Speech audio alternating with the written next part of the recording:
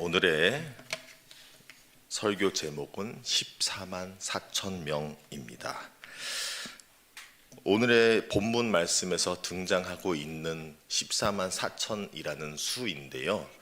너무나 안타깝게도 이 14만 4천이라는 이 수가 무엇을 상징하는지를 잘 모르고 이것을 너무 신격화하고 신비롭게 여기며 잘못된 그러한 교리로 이끌어간 이단들이 있어서 너무나 안타까운 것입니다.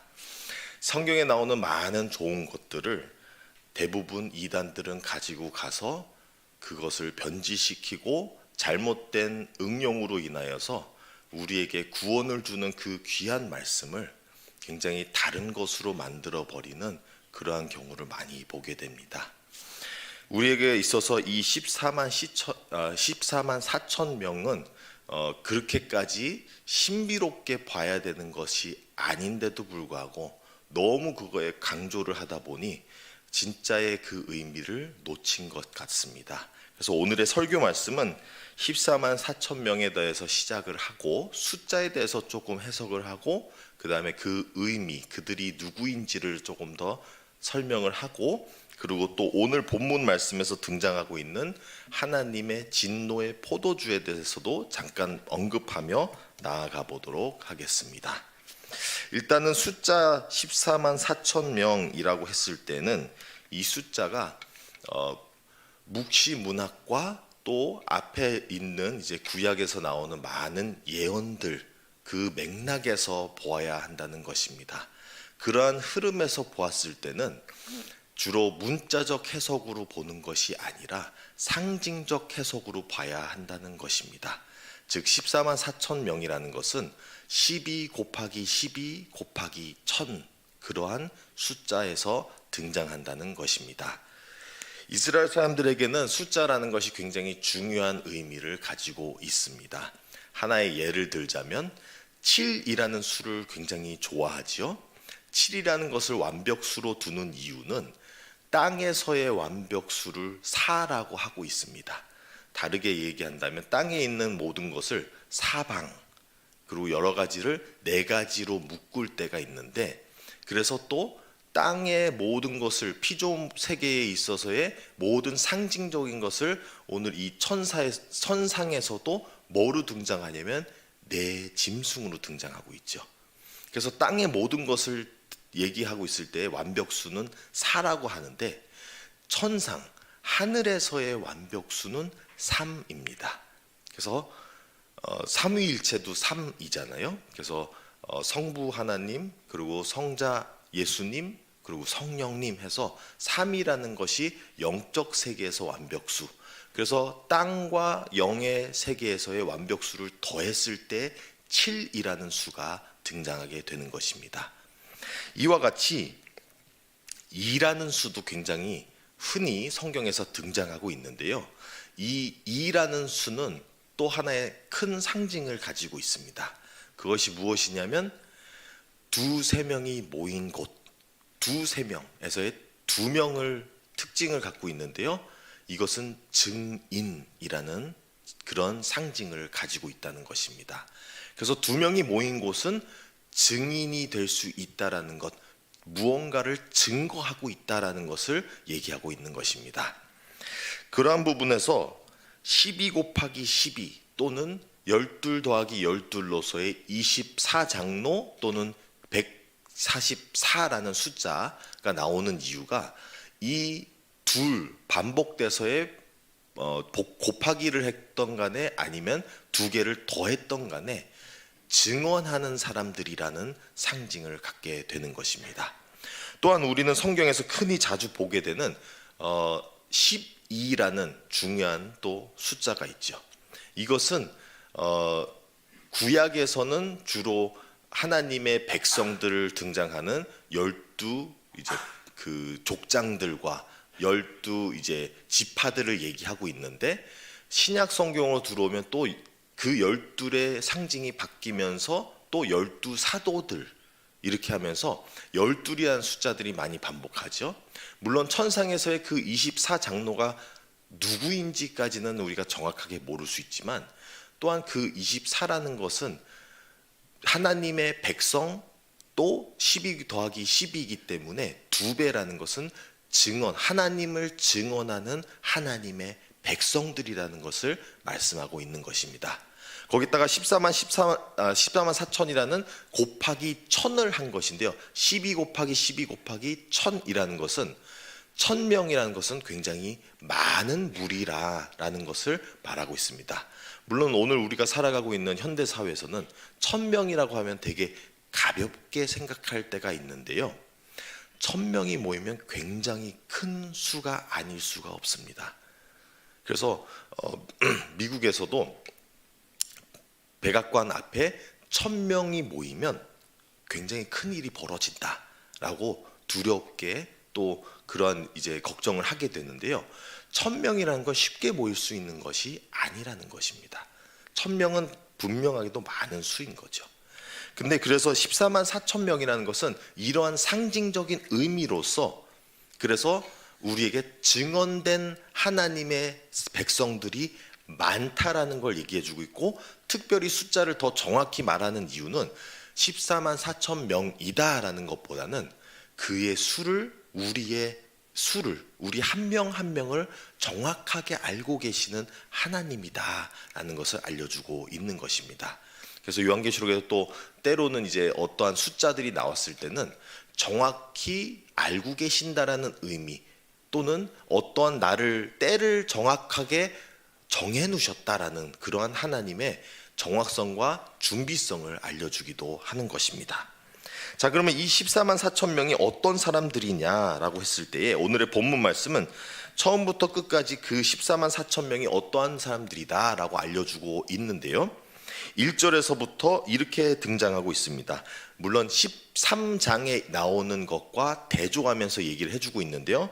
1절의 말씀은 이마에는 어린 양의 이름과 아버지의 이름이 있더라라고 하는데, 그러면 13장에서는 뭐가 나왔냐면 짐승의 표가 나왔죠.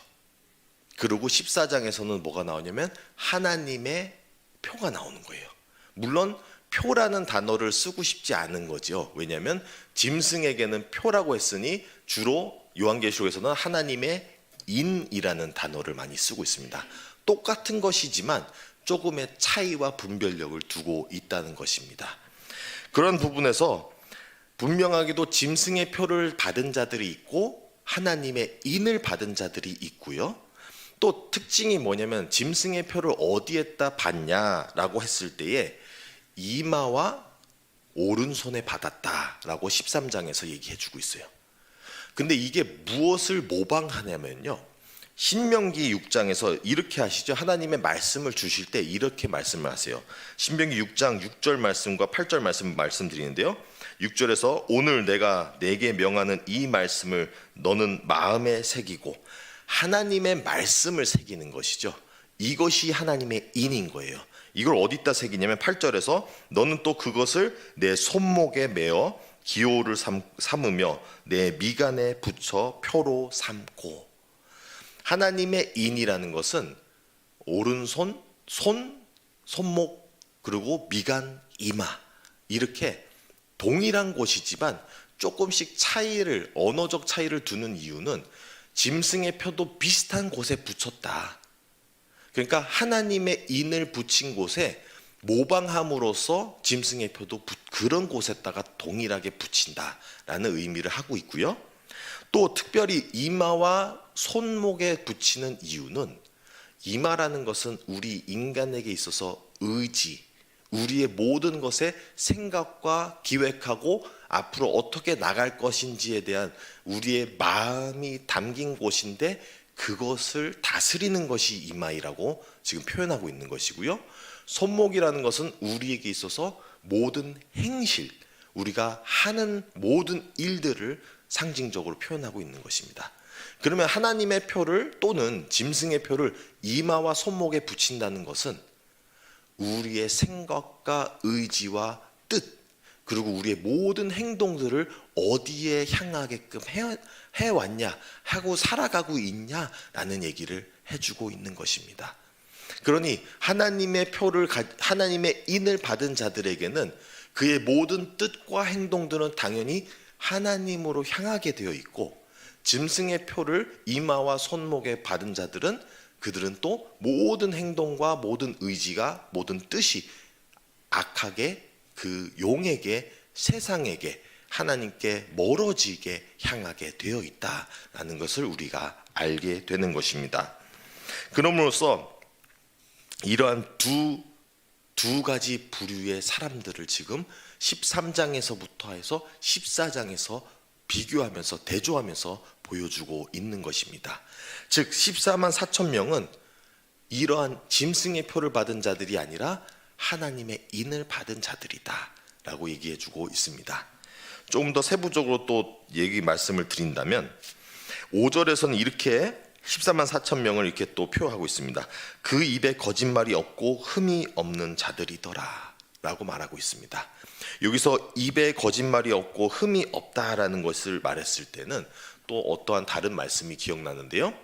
욥기 14장 7절 말씀에서 이렇게 말씀하시는데요. 여호와께서 욥에게 이 말씀을 하신 후에 여호와께서 대만 사람 에릴바스에게 이르시되 내가 너와 내 두 친구에게 노하나니 이는 너희가 나를 가리켜 말한 것이 내 종 욥이 말한 것과 같이 옳지 못함이니라. 여기서는 14만 4천 명은 하나님에 대해서 입으로 거짓말이 없고 흠이 없다, 하나님을 올바르게 증언하고 있다라는 것과, 욥기에서 보면은 욥의 친구들은 하나님을 제대로 증언하지 못하고 있음으로써 그들의 입에는 거짓이 있고 그들은 하나님을 잘못 이해하고 있더라라는 내용을 두 개가 또 대조되는 것이죠.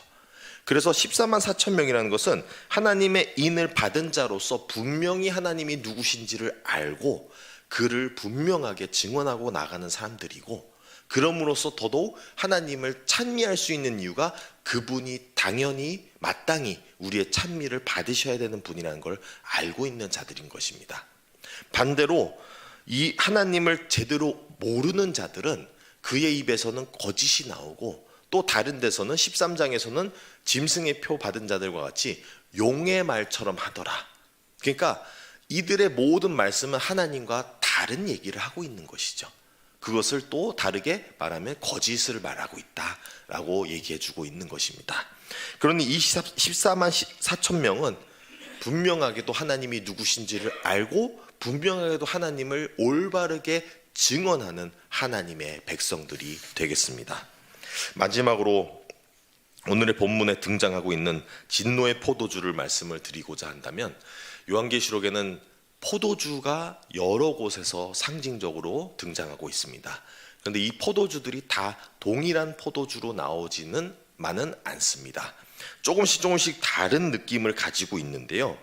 요한계시록 17장에서 나오는 포도주는 누구의 포도주라고 하냐면 하나님의 진노의 포도주가 아니라 음녀의 포도주다라고 얘기하고 있어요.